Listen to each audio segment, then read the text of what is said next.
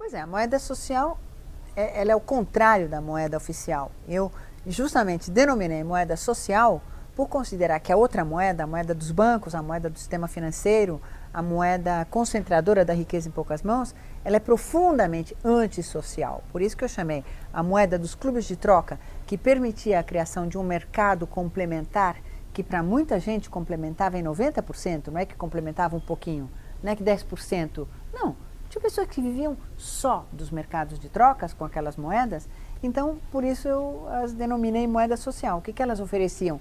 A possibilidade de você produzir e consumir, por isso a figura é chamada prosumidor, produtor e consumidor, dentro de um circuito fechado, local, que não era tão local assim, porque as moedas tinham uma extensão de validez bastante grande, elas eram válidas em espaços grandes.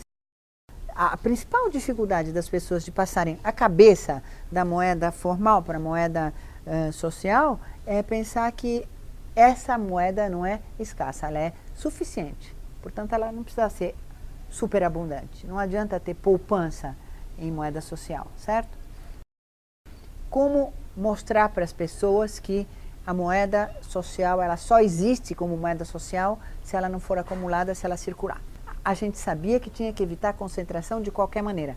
Uma das formas de evitar a concentração foi fazer uma contabilidade central, onde as contas ficavam claras e quem tivesse mais de uma certa quantidade na contabilidade do seu clube de trocas tinha que doar o excesso para a caixa comum.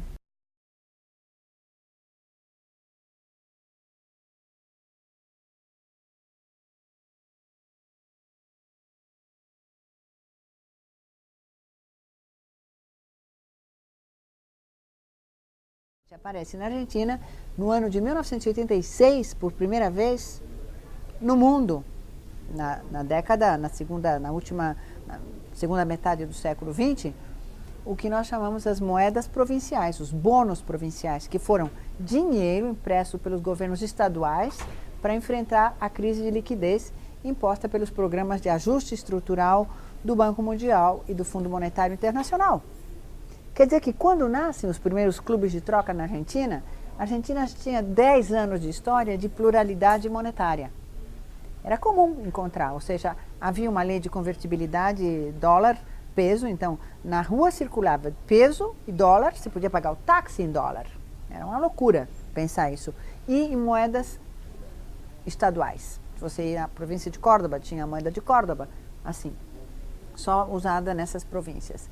No final do governo do ministro Cavallo, ou seja, do presidente de la Rúa, o próprio ministro Cavallo tentou implantar um bono federal que fosse válido em todo o país, justamente entendendo que a crise de liquidez era uma crise que tinha consequências políticas insustentáveis, certo?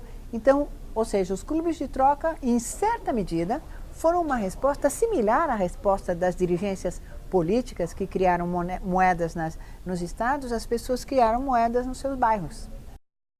Não existe no mundo uma experiência semelhante a essa, que mostra que existe um potencial de mercado reprimido, que as pessoas sozinhas, sem governo, sem ninguém, podem, sem violar as regras jurídicas do capitalismo financeiro cruel, selvagem, quer dizer, nas margens, podem fazer um mercado novo.